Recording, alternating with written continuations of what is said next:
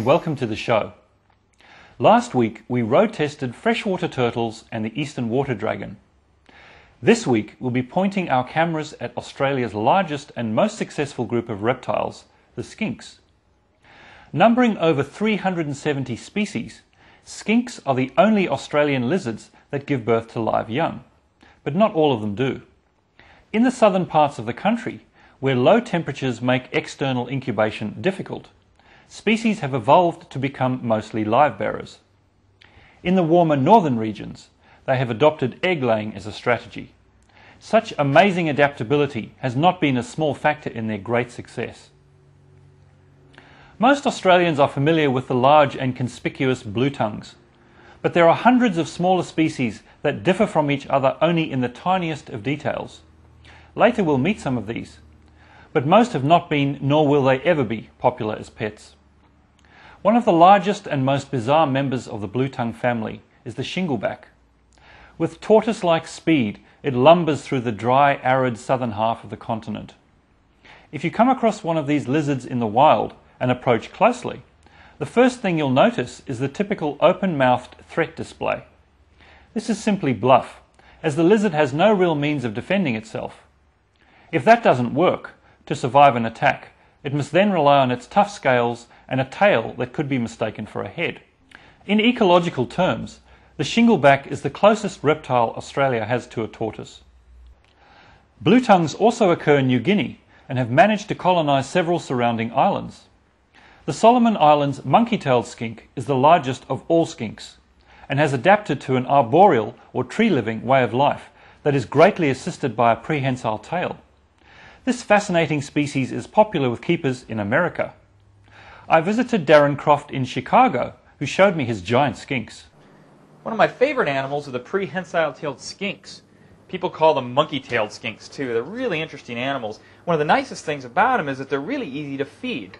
Unlike a lot of lizards where you have to feed them live foods, these just eat the same things I do. Lots of vegetables, greens, and they love tomatoes. This is a pretty ripe tomato, so I'm going to cut it up here and we'll see if he's in an eating mood. Let's go find out. This one is one of the female skinks here, and sometimes she's in a good mood to eat, and other times not. Usually tomatoes is one of their favorite foods. Let's see if she is interested. They use their tongues a lot, and there you go. You can see that's just how they eat, and she'll take it out of my hand and usually try to start eating it bit by bit. When they eat a big leaf, they start on one edge, and then they just keep munching their way down until they have the entire things in their mouths. This is Hank. Hank's the male, but he's usually more interested in getting out of the tank than he is in eating. But with a tomato, he might just be interested enough to eat it. Well, there you go. Even though they're plant eaters, you definitely don't want to get bitten by one of these animals because they've got really strong jaws for eating all the tough plant food that they eat. In the wild, they mostly eat leaves of vines, but of course when they come across a fruit, which is basically what a tomato is, they get really excited about it. These are prehensile-tailed skinks, which means they can grab onto things with their tails, and you can see Hank, he's hanging down. That's because he's holding on with his tail. Chameleons have the same sort of prehensile tail. They also call them monkey-tailed skinks because monkeys, a lot of them, have prehensile tails. And they're from the Solomon Islands, which is an island over in the Pacific near Papua New Guinea. And so these are really unique for skinks. Most skinks that you see are smaller animals that have very small legs that tend to run around in the underbrush, but these are made for living in the trees. And that's why they have these tails that they can grab onto branches with.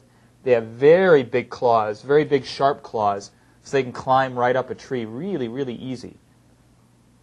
These animals are interesting because they just have one baby, unlike a lot of lizards, and it's live born. They don't lay an egg or anything like that. It's, in essence, hatched internally. Like monkey-tailed skinks, shinglebacks also give birth to one or two very large young after a gestation period of about 5 months. In this rarely seen mating display, observed just by chance and filmed on a mobile phone, the normally slow-moving male and female shingleback put on a burst of speed. The male chases the female and literally holds her down by biting her. He then mates, and the whole process is over within seconds. A pregnant shingleback will begin to show signs of imminent birth when her breathing becomes deep and laboured. Just before birth, she will raise her back legs and contractions will stimulate her to push the baby out.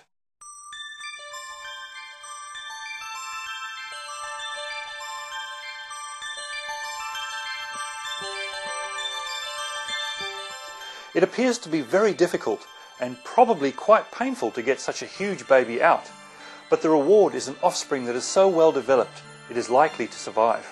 Once the baby emerges, it will immediately begin breathing and start tasting the air with its tongue as it gets acquainted with the outside world.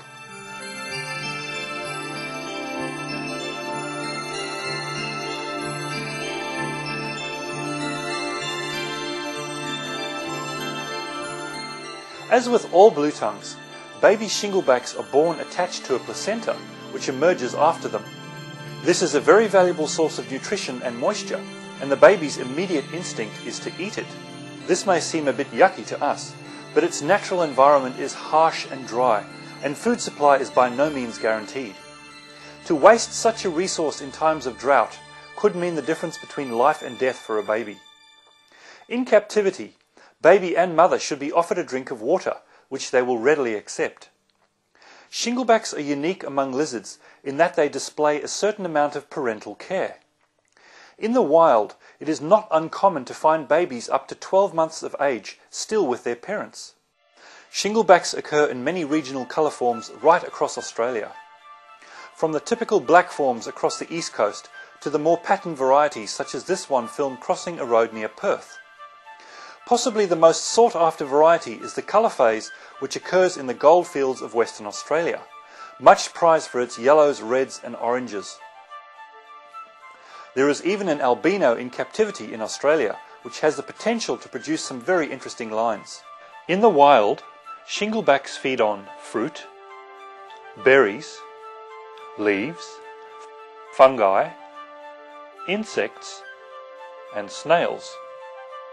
In captivity, they can be offered a variety of foods including dog or cat food, green-leafed vegetables, fruit, meat, mushrooms and insects. A calcium phosphate supplement should also be part of their diet.